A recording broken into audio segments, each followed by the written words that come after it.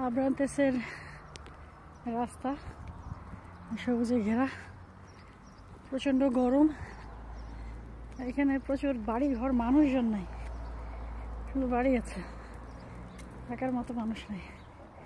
হ্যাঁ, পুরনো পুরনো বাড়ি ঘরগুলো ভেঙে পড়ে আছে, কেউ এগুলো দেখাশোনা করার নাই। আবার আমাদেরকে ফ্রিতেও থাকতে দেবে না বদমাইশগুলো। এই হলো অবস্থা।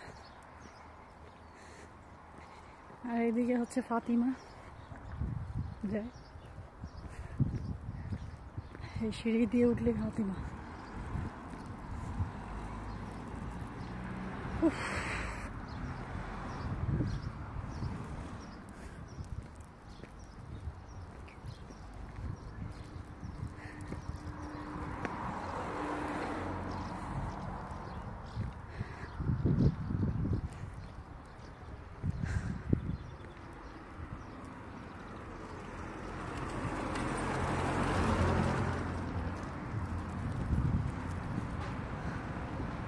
এই হচ্ছে আব্রান্তেস ফেস্তা,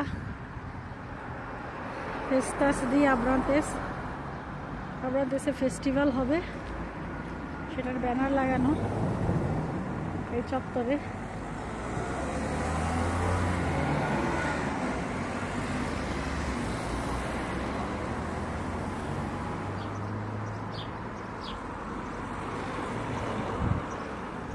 এই হলো পুরোনো পুরোনো বাড়ি ঘরগুলো, হাইরাইজ বিল্ডিংও আছে দেখা যাচ্ছে।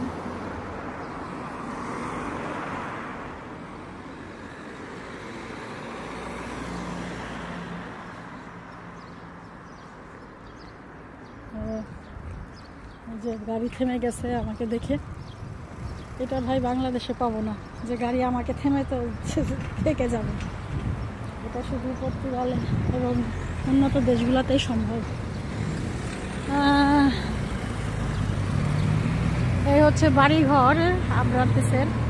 এই বাড়িঘরে কেউ থাকে না। এটা হচ্ছে বাস স্টপ, কিন্তু স্যাটারডে সানডে কোনো বাস চলে না।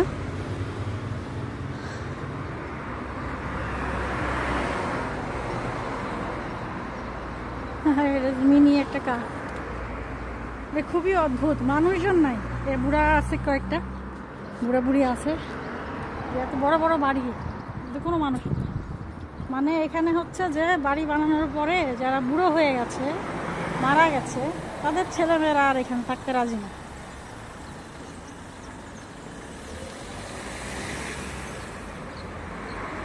কিন্তু এরা এভাবেই বাড়ি ফেলে রাখবে, বাট কাউকে এমনি ফ্রিতে দিয়ে দিবে না, কিন্তু সেটা সম্ভব না। এভাবে ফেলে রাখবে দিনের পর দিন, বছরের পর বছর এরকমই থাকবে।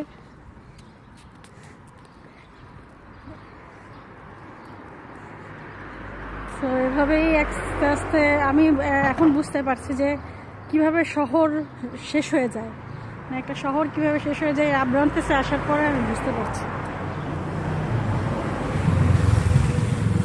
মানুষ নাই, বাড়ি ঘর আছে, অদ্ভুত।